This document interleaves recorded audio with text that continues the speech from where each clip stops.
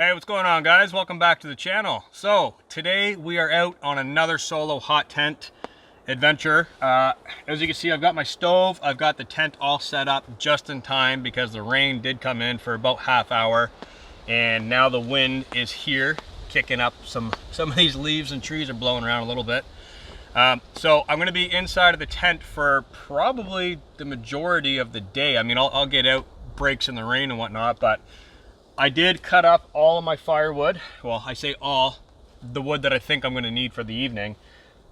It's all softwood, so I'm not happy about that. This area that I'm in has no hardwood. No hardwood that's dry, I should say. So we've got a lot of softwood, and that's basically it. So I do have a large piece behind the camera laying down that I haven't cut yet. I just drug it in underneath my my awning while it was raining, and then I do have this support pole here that I placed in the center to get that rainwater off of the roof. So I'm hoping it comes down with rain. I'm hoping it opens up and just pours. So currently, right now, I do have a view of an open meadow with a meandering black river. So that's pretty cool. Got the fall colors out there, nice cool breeze coming in. It is 10 degrees Celsius right now, and it is going down to -2 degrees Celsius tonight with a heavy warning of frost. So hopefully we wake up and this tent is just frost covered. That would be awesome. So this basic kind of traditional slash bushcraft adventure, I have some modern pieces of gear, but not a whole lot. I went mainly traditional with the canvas tent, my bedroll, my wool blanket, couple traditional cooking things over here, and then my bag's packed full of traditional tools, which we're going to get into a little bit later on. But right now, I think I want to get the stove going, and I do have my other shirt that I took off, which was wet. So I want to try and get that hung up somewhere. I might leave it balled up for now and just dry it out later on tonight. But I want to get the stove going, get that burning, get some water on, make a tea, maybe have a snack, and then dig into my pack here and show you guys what I brought with me today.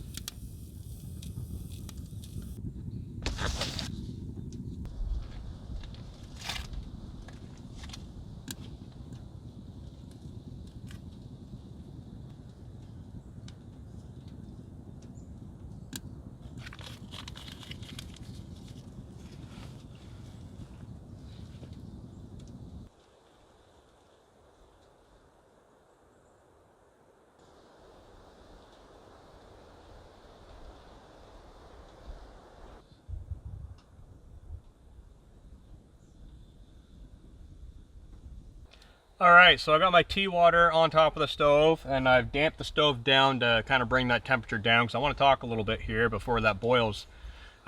What I lit the stove with. So a lot of you guys will already know what this is. For those of you who don't know what it is, or you're wondering where to get one, how to make one, I'm going to talk about this for a little bit. Basically, it's just a strand of jute twine with a hollow piece of metal. So the hollow piece of metal I used was just a section of an old radio antenna. I just cut it 3-4 inches long, however long you really need it. You can use knitting needles. So if you go to your local dollar store and buy knitting needles, you can get them really long, and they come different diameters. So if you are using jute rope or jute string or jute twine, you can get the diameter that you're looking for, and they work really well. And you get about 4 or 5 out of a knitting needle, depending on how long you cut them. So all I did was, first I just take the jute twine and I twist it with the twist. So you really want to twist it nice and tight and hold it secure. So you can do this 2 ways. You can secure a wax candle that's going to really hold still. So if you're at home, you could lock it in a benchtop vise, or you could tie both ends. So you can have a 4-foot section, tie it from one tree to the next tree, and then take your wax candle and run it all the way down the jute twine and get it really waxed up.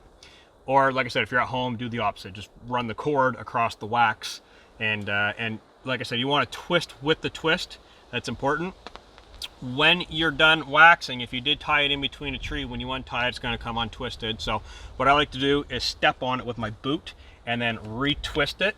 And when you get it all twisted back really nice and tight, hold it over a heat source. So go over the campfire, work it across the campfire, get it melted, and you want to hold that twist, take it off the heat, and let it cure. Let the wax harden, so when you let go, it shouldn't unwind. And then you want to repeat that process 3 to 4 times. You want a lot of wax in this cordage. So basically you're just going to twist it up again, run the wax across it, heat it, melt it in, let it harden, repeat 4 or 5 times. When you're done that, you should have a nice piece of waxed jute. You can use cotton string and other things, but I like using jute. It's natural. I have it all the time in my pack, and it just works good for me. So run it through your metal pipe, and all I do is I just bring a little tiny tinder processing knife, and I put it on top of my stove, and I just scrape it a little bit down. Take your fire steel, 1 strike into that, it'll catch, and then you can control how big you want the flame by sticking it all the way out, or you can pull it down and have a real small, precise flame. When you need to snuff it out, pull it down in the tube, it'll go out. If you need more, like I said, push more out, it'll burn down, push more out again, it'll burn down. So the benefit of having one of these is it's waterproof. You can drop this in the river, in the creek, pick it up, scrape it, strike it, it'll take right off as long as you waxed it properly. They're extremely lightweight. They are quite traditional. They're easy to use with an oil lantern. So if you need to light your lantern, you can spark a spark in that, run it in your lantern, light it, snuff it out. I use mine for all of my wood stoves. It works so well because I don't bring a lighter into the woods ever, and very rarely do I actually bring wooden matches. I like bringing wooden matches sometimes because it is a little traditional, and I just like mixing things up a little bit. So flint and steel I use a lot, fire steels I use a lot. This I use a lot for my wood stoves, and it costs, I mean, if you did buy a knitting needle, you get 2-pack for $1.50, and the jute you get 100 feet for $1. So not expensive at all. Very good project. You can make a whole bunch of these, put them in your bug out bag, your hunting bag, drop it in your truck, whatever. It slips right in your pocket. You can make this piece 4 feet long. You can make it a couple inches long. Me personally, this length right here, this will work for, I mean, I'm going to use it today to light the stove. I'm going to use it in the morning to light the stove, and that's basically it. So this piece right here, for me, going out camping 3-4 nights a week, that piece, maybe a month, maybe. It does last a long time, but like I said, the more you go out, the more you use it, the more it's going to burn down. So I keep another little bundle of waxed jute in my bag, coiled up nice and small. I also bring candles with me and jute, so I can make this up right now on the fly. I can tie it to the pole, stomp on it, run the wax, run it through. Simple. So that's what I'm using for the fire. And I'm going to get that kicking back up again, open the vent, get that boiling, get my tea. And then I'm going to dig into my pack and show you guys other pieces of gear that I like to bring in my traditional kit, and also what I'm going to be using it for later on today and this evening.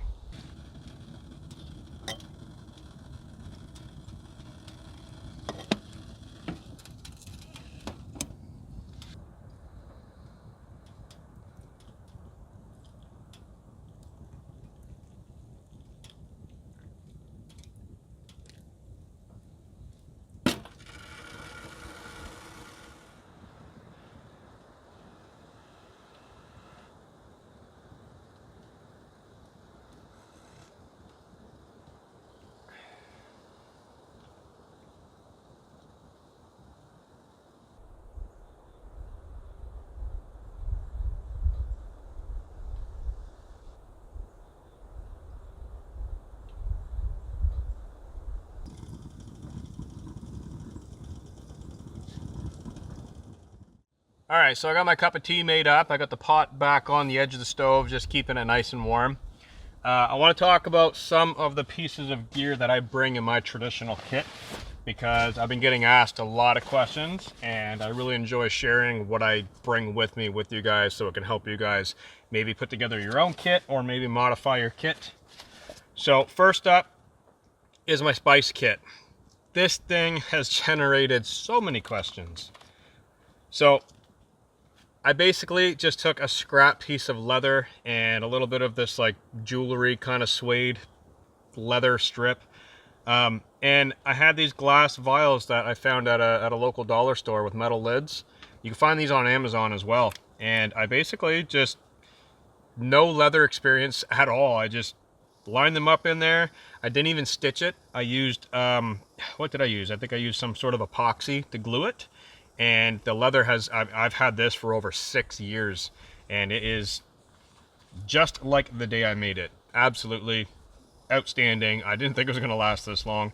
So I've got 5 containers in here. What I carry is pink sea salt. I do garlic powder. I do smoked paprika or chili powder, depending on what I plan on eating that particular day. Italian seasoning, or as I have recently been told by a friend who's Italian, not Italian, Italian seasoning. I'm learning.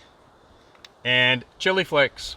So usually what I will do is with the Italian seasoning, sometimes I bring that, sometimes I don't. If I don't, I'll use cracked peppercorns, and I'll crack those at home, fill them up in here, off I go. I didn't put any fancy snap or anything. I just simply lash it in between the lids and then tuck it under itself, and off I go. So that is my little leather spice kit. Very cool. Next item I have is a little leather drawstring pouch that I made out of the same leather. And I just made the string out of jute twine, put a little metal toggle on there, and what I have inside of here is my sewing kit. So I made a bobbin out of a piece of wood. Very simple, put some thread on there. I have some jute twine in here that I also like to carry, and I got a really fat needle, a really big honking needle. The jute twine can it can go right in that needle, no problem. Kind of losing my thought here. And then I got a piece of cork with 3 regular sewing needles that go with the thread, so if I need to repair gear, I can do that. So that's my little sewing kit that I put together. Very simple. And I cut a little round piece of leather. I put that on top, so when I do cinch it in, it actually makes a little cap on top, so no small items can fall out. So that's my small pouch. I do have a large one. We'll get to that in a little bit. So here's the jute twine I was telling you about. That's about what I bring. I don't know, maybe 70 feet, maybe 75 feet. Lots of jute twine. Metal tins. You get these on Amazon as well. 1 coffee, 1 oatmeal. Very simple. I like carrying those, keep my food in there. That's basically it. I got flashlights in there and stuff. This is an old piece of t-shirt. So this is a cotton t-shirt. We're actually going to craft something out of this a little later on, so I don't really want to talk about it a whole lot. You can make char cloth out of this while you're out in the woods, especially if you've got a tin. So I have a dedicated tin that I carry my char cloth in, and my flint and my striker all in one little tin. If you are making char cloth, I recommend do not use the color black, because black is going to be the color it turns when it's ready. So use white, red, yellow, blue, whatever. Just don't use black, because it should be black when it's done. So if you use black, it's going to be a little tricky to tell when it's ready. A little drawstring bag. This is very, very important, what is inside of here. Steel wool. Now I don't know what grade this is. It's quite chunky stuff. Steel wool I use for my knife. So my knife is all dirty right now, and I just basically take the steel wool, run it down the spine, get all that sap, get any kind of pitting or any rust that's starting to form, because it is raining out today and this has gotten a little bit wet. Any sweat off your hand that will land on top of your tool will basically start to corrode it. And I basically clean up my knife, my axe, whatever I got with me with the steel wool. And then when I'm done cleaning it up, inside of this little piece of cotton t-shirt, I have another glass vial. that's full of olive oil. So I'll dab a little bit on this, and then I'll wipe whatever I'm cleaning, my knife, my fire steel. Sometimes I don't like when those get corroded, not that it really matters. Axe heads, anything you got with you. Clean up your kit and keep it in good shape. I just wrap it up in a paper towel, and then another big chunk of steel wool down there. So this is kind of my maintenance kit. I keep it in the drawstring bag. I usually carry 2 different grades of steel wool. I'll carry one really chunky and then one extremely fine. So keep in mind, if you are using steel wool on your knife, down on the spine where your wood and your liner is, you are actually going to sand the wood and the liner with that chunky steel wool. So use a really fine steel wool down on the spine, and then switch to the chunky stuff down on the blade to really get that rust and corrosion off. Next item I have is a large bobbin. So what I did with the jute twine is, this is a 4-strand jute twine. I unspun it so it was 2 strands. And then I had, obviously, I think I used like a 10-foot section, and I split it apart so I had 20 feet, tied it back together, making one 20-foot strand, and then bobbined it on there. Just a little piece of hardwood. So now I've got 2-strand jute twine if I ever need it for anything, which I use that quite a bit actually. I got my small little Gerber knife that I carry. This is the vertebrae, razor sharp. I've honed this down, razor sharp. I like using this for really intricate carving because I find it beats a Mora because it's got that real fat handle and it's rubberized. It's just got a really good feel. Nice stubby blade and get in making spoons, whatever you need to do. And the sheath is really nice, got a long belt clip, and it locks in tight. It's very hard to get in, very hard to get out. So I like that. Very kid-friendly knife. Down here, I think that's it that I brought with me today. Yeah, a couple band-aids and things. So this little pouch, I actually have, there's a canvas wrap for paintbrushes and pencil crayons. I have one for my son. I got my own as well. So inside of here, this is my general carving and crafting kit. So I do have 5 chisels in here. I've got a nice, I think that's like a 1 centimeter chisel, just a regular flat grind chisel. These are razor sharp, and we're going to get into this later on because I'm actually going to be making something for tonight. And then I carry another small flat one, very simple, extremely sharp. Those are polished, and I do all my honing and polishing and sharpening when I'm in the woods, and that's what this maintenance kit and this kit does. And then I carry a nice little kind of beveled flat chisel. I can't remember what these are called, but I use this for getting down into bowls, little nooks and crannies. It does help. I wish I had a nice wide one, but I don't. This does work. That again is razor sharp. And then for my 2 curved chisels, they're not very big. One's curved more than the other. Can't tell you any information on them because it was a gift a long time ago. And these are mirror polished. I just polished these last night actually. So these are extremely sharp, ready to go. I carry 2 of those. In one of the slots, I carry a fabric backed piece of sandpaper. Fabric is really important because if it's paper, it'll crack. The fabric holds a lot stronger. This is 150 grit. I'll use that for when I'm sanding down my files, knife, if I ever need anything to sand, wood, if I'm working with that. Very helpful. All right, so on this side of the kit, I have a really cheap hook knife, basically. It's a spoon carving knife, really cheap, like $7 cheap, as cheap as they get. But I do have sharpening equipment inside of my kit, so I hone this and bring it down on a strop. Razor sharp, works really nicely. Speaking of sharpening and honing, I do have a honing block that I bring with me. Nice small one, that works very good. Very important to have that. And then I got another piece of scrap leather, and this one already has polishing compound on it. I do have a little container of polishing compound here, and I basically rub that on there. That's ready to go. My fire steel here. So what I do with this generally is I'll lay it down flat with my chisels and do my thing. But if I take this and wrap it around my fire steel, my spoon chisel now, my curved chisel, I could take the burr off the inside by working it down on that leather with the shape of the fire steel. And that gets right in there and takes that inside burr off and polishes it. Very, very sharp. Now, if you do need a smaller or larger diameter, of course, you can always use a stick instead of a fire steel, but that actually happens to work for both of my curved chisels really well. But like I said, you can use a regular stick, a large stick, small stick, just wrap it around and work your chisel. So hopefully that gives you guys some ideas. And then I've got a pin vise that is aluminum. It's just got a little drill bit in there. I use that for drilling holes in wood. And then if I'm making like little trinket boxes, I'll use my 2-strand jute twine to lash it together after I drill the hole. Very, very handy to have. That's my only hole making device, I should say, for drilling holes. Get these back in here nicely. So that's what I've got for my crafting items. I keep it kind of simple, but I also like to have tools to do different things a little bit more efficiently. So I could use the hook knife for making the spoon total start to finish, but having a nice curved chisel to be able to set it down in the wood and just pound out a rough bowl and then finish it with the hook knife makes things go so much faster. And I don't carve like elaborate decorative things.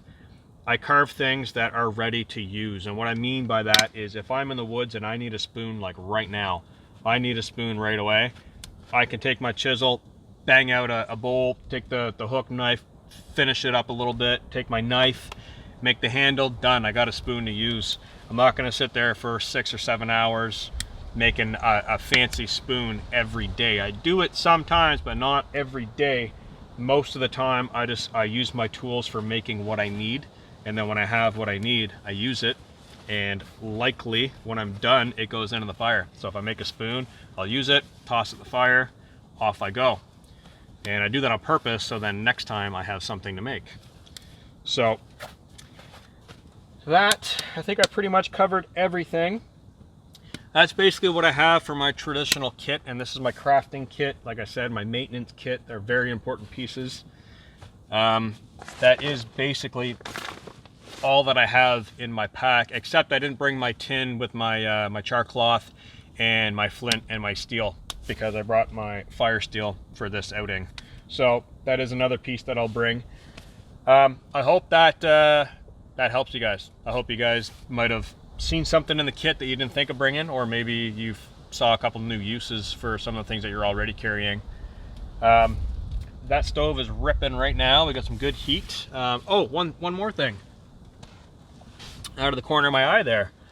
So my small sewing kit, I made a larger kit, and this I use for multiple things.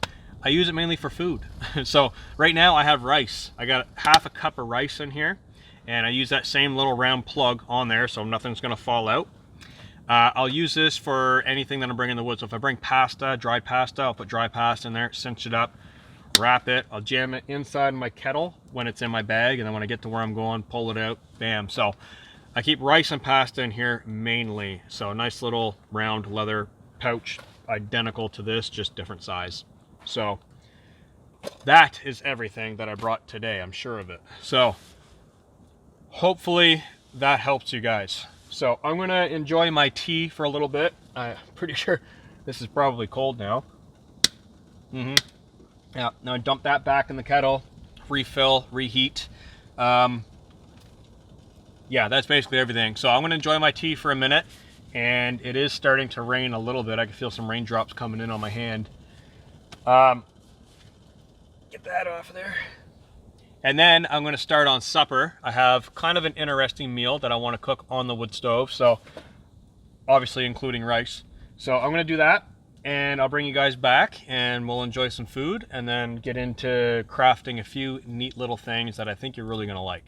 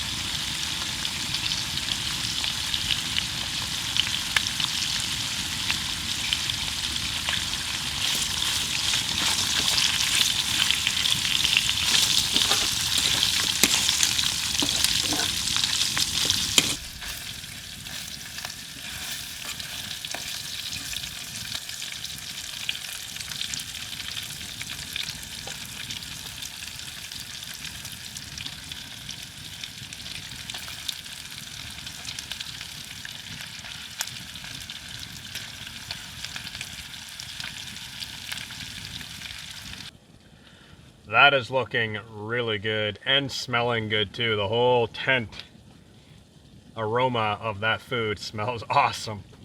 So just about ready here. I had to play musical dishes for a couple of things. I only have my cup and I only brought my frying pan, that's it. So I had to do, and my teapot, wherever that is, right here. My teapot. Now the thought to do the rice in the teapot had crossed my mind, but I don't like cooking food in my teapot because you can never really clean it. So I boiled the rice much like pasta, so I added a lot more water, did the rice that way, drained it off, dumped the water off away from the tent, transferred my cooked rice into my cup. Teapot is empty, so we're not going to use that for cooking. Now I've got my sausages, my peppers, my mushrooms, my spices, everything in that pan.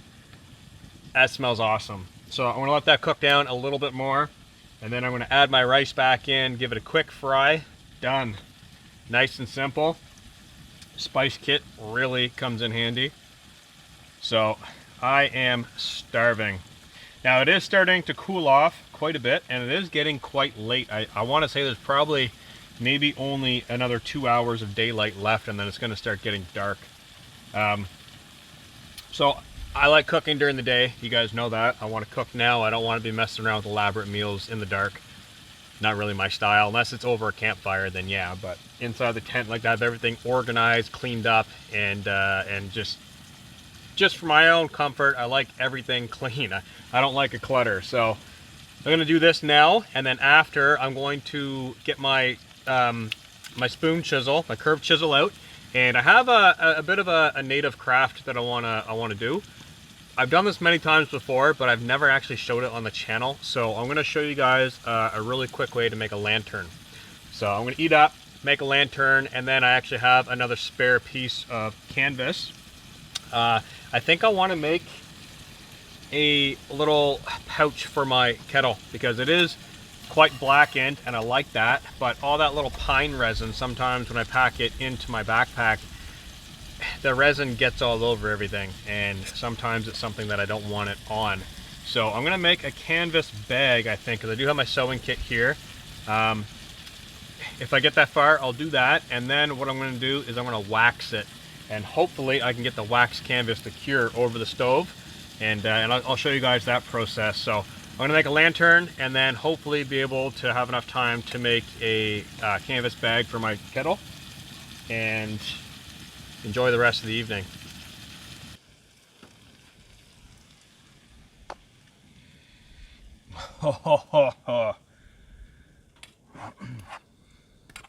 Again, it smells awesome.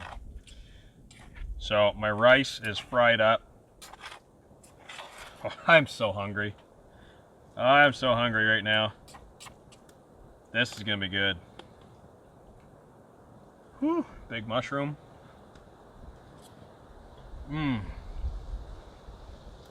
Oh yeah. Oh yeah. Left the pepper so they got a little bit of crunch in them.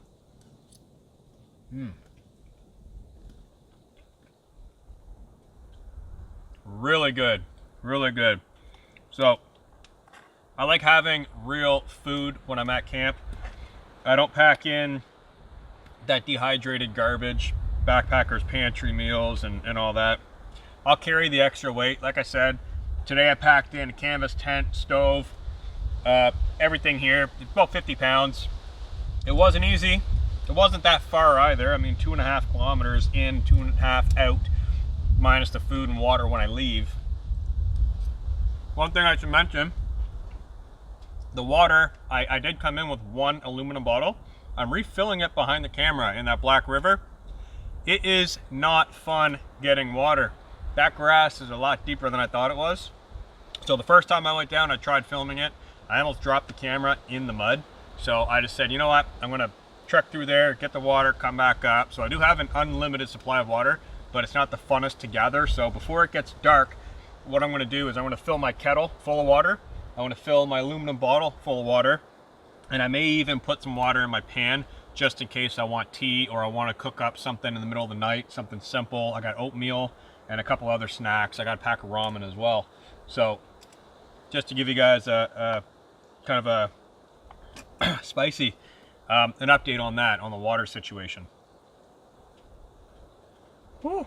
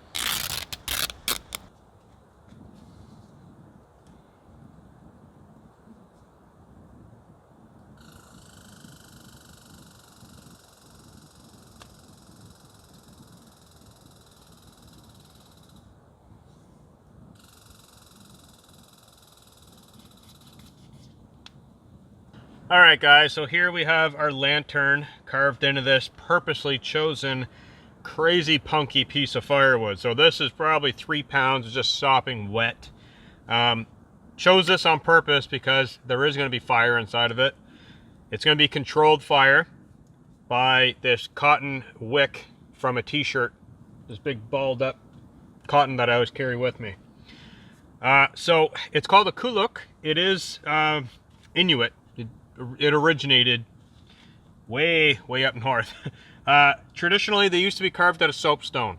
So you'd have a round soapstone dish or a seashell, and basically take seal blubber or whale blubber and scrape it until all the oils come out, and you basically collect the oils inside of this little channel. And then you can use cotton balls, t-shirt, whatever you want. And you basically set it in there like that. And I'm going to do that right now with some cooking oil that I have. So this is olive oil. I'm just going to fill the channel. And it's very important, before I do this, it's very important to leave your wick dry, or else it won't burn, okay? It's going to be a little, it'll burn, but it'll be a lot harder to catch, okay? So I'm going to leave that 1 inch out. And, I mean, let's just take it out. Simplicity's sake, let's take it out. Let's fill this channel full of oil, nice and full. And I'm going to put the lid back on my oil so I don't spill it all over the place. This is a baby food jar, by the way. Very handy. So now we've got our lantern full of oil. Now I do need one more thing.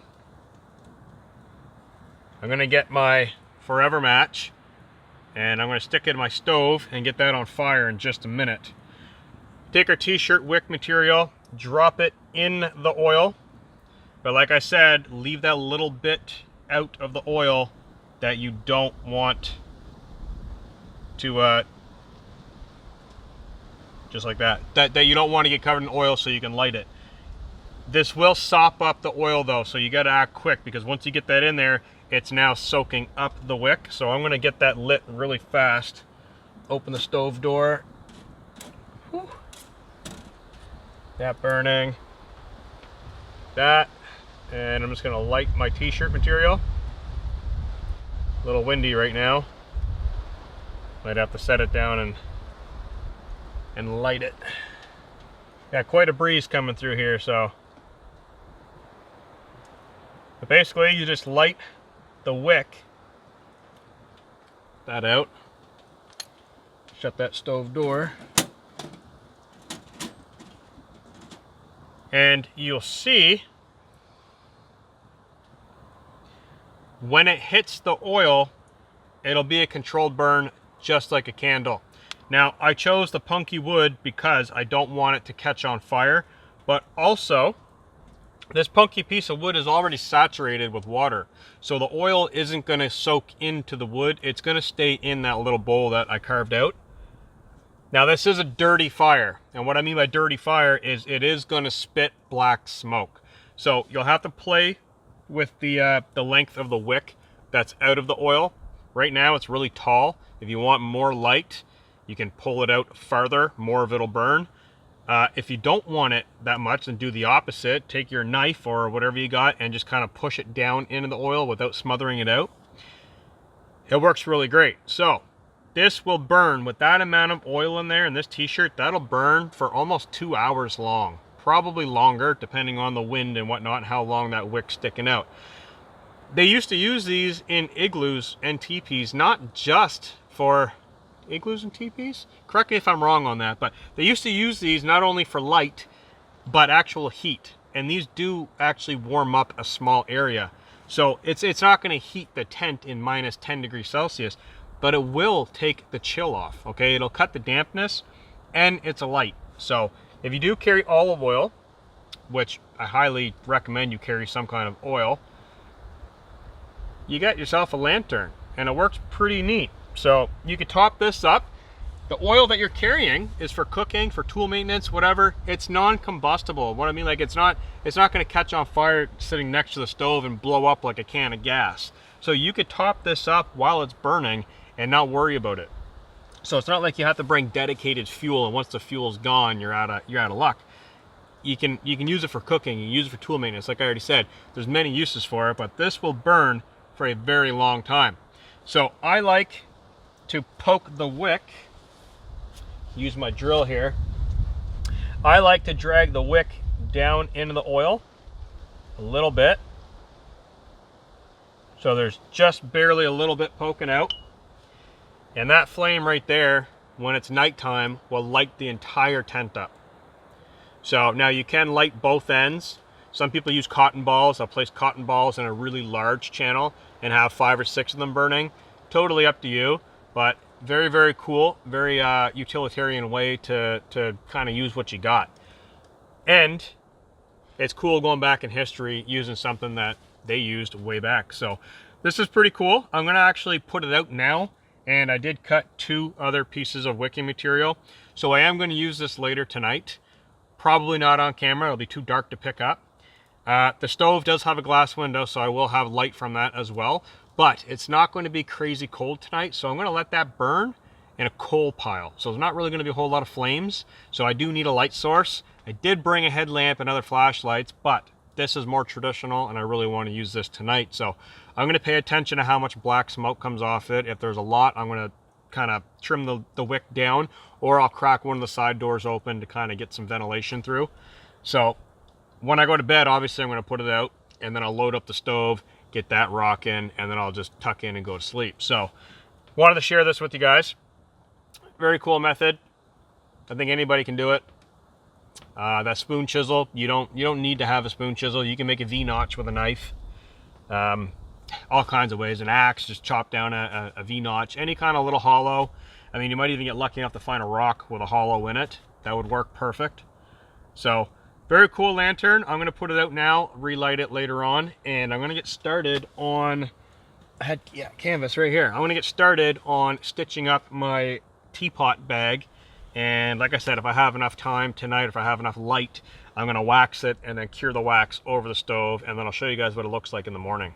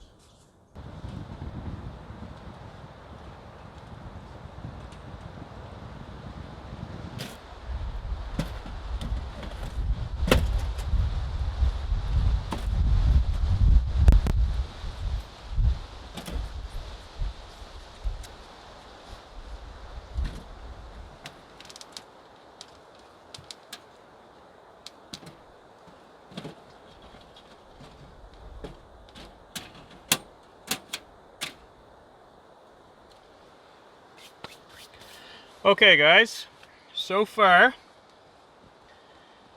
I've got my main stitch done. Now of course this is sewn inside out, so when we're done we'll turn it right side out and we'll have our stitch there. So if I can get my kettle in here, should have took the lid off. Alright, so you guys can see that, nice and round. Now I need to sew this little hem because I stopped up at the top. I need to hem that over and stitch it, so then when I turn it inside out, I'll have a little spot for a drawstring, so I can drawstring the top shut. The tricky part with this is I need to get this circle on there, but I have to have it the same size basically. That's really difficult to do out here, so I'm not sure how I'm gonna do that. Gotta get the stove going again. Hopefully it'll take off any second. I may retrace this bottom circle that I cut a little bit smaller, because that is a good height right there, and that'll be the drawstring, and that'll basically come down on itself. So I'm going to toy around with this for a little bit and try and see the best method of attaching this. I think I just might have an idea, but I am picking away at it, having some fun actually, just waiting for this to get going, get some heat going, because it is getting cold out. So a little later on, because I may not finish this tonight, I may work on it in the morning. A little later on, once it does start getting really dark, what I'm going to do is take this center pole off, close the side door, and I'll probably open up one of the end doors just to have a little bit of fresh air come in here, because I do think this is going to get really hot. If it does get cold, then great, I'll shut all the doors and I'll get the stove cranking and kick back and relax. So I'm going to pick away on this for a little while and get that going again, and I'll check back in with you guys as soon as I have some progress.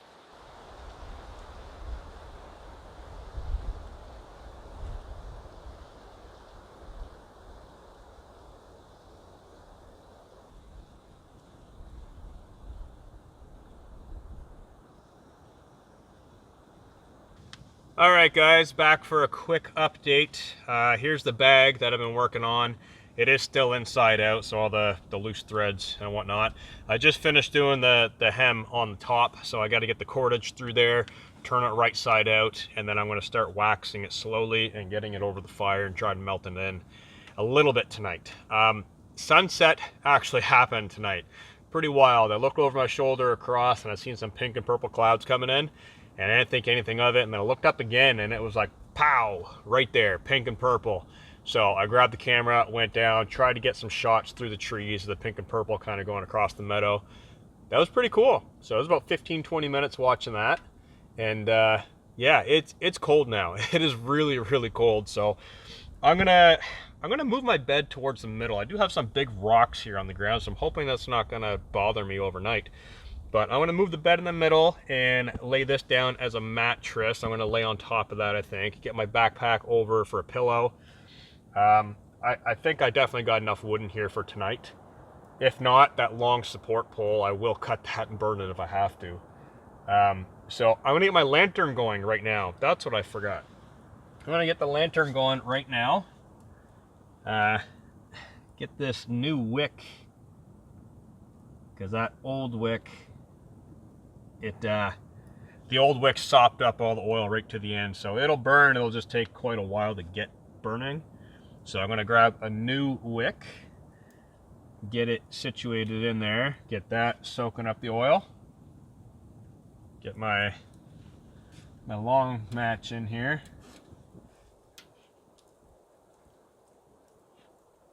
So it's actually really, really quiet out here, and I'm really enjoying it actually. This cold, crisp air, the nice, calm, quiet. Definitely having a good time. I do have snacks in here that I'm going to be snacking on a little later on. So I'll probably have a late night inside of the tent. Be up for a while. Enjoying some lantern light and some stove light. I'm going to pour a little bit more oil on that because that last wick kind of took it all with it. There we go. All right. Hopefully that'll go. Oh, just went out. I'm gonna have to mess around with it now. So that's basically my plan for the evening. Like I was saying, I don't want to drag this out too long. I'm done filming for the night. I'm gonna start relaxing a little bit, and I'll catch you guys in the morning time.